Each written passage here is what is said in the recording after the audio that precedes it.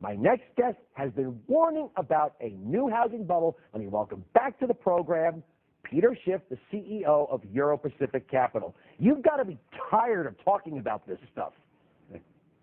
Yeah, well, first of all, there's so many holes in the old bubble that I don't think the Fed is going to succeed in fully inflating it again. But that's what they're trying to do. I mean, they never learn from their mistakes. And as a matter of fact, the federal government is more involved now in the housing market than it was while the last bubble was inflating. And the Fed's monetary policy is even more reckless. And the Fed is specifically saying that its goal is to artificially prop up real estate, to get people building houses we don't need, to get people buying houses they can't afford. And how are we ever going to stop the stimulus?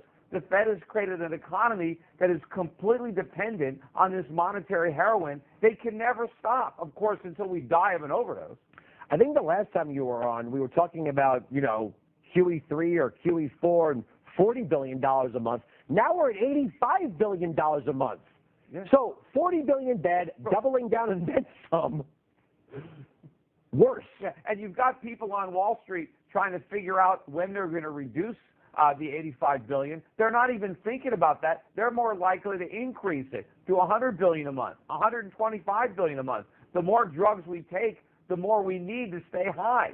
So the Fed's going to keep on doing this. Meanwhile, they're pretending that they're going to stop when they forecast inflation to be 2.5%.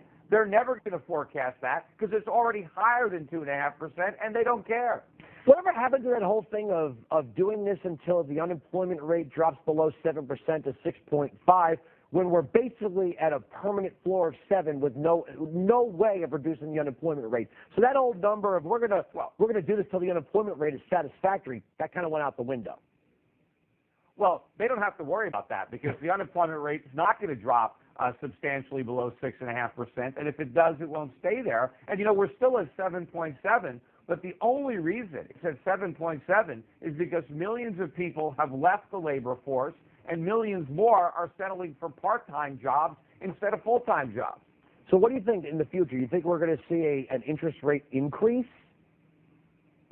Eventually, we're going to see an interest rate spike. But before that, I think we're going to see a dollar collapse. All right, Peter, thank you so much for stopping by.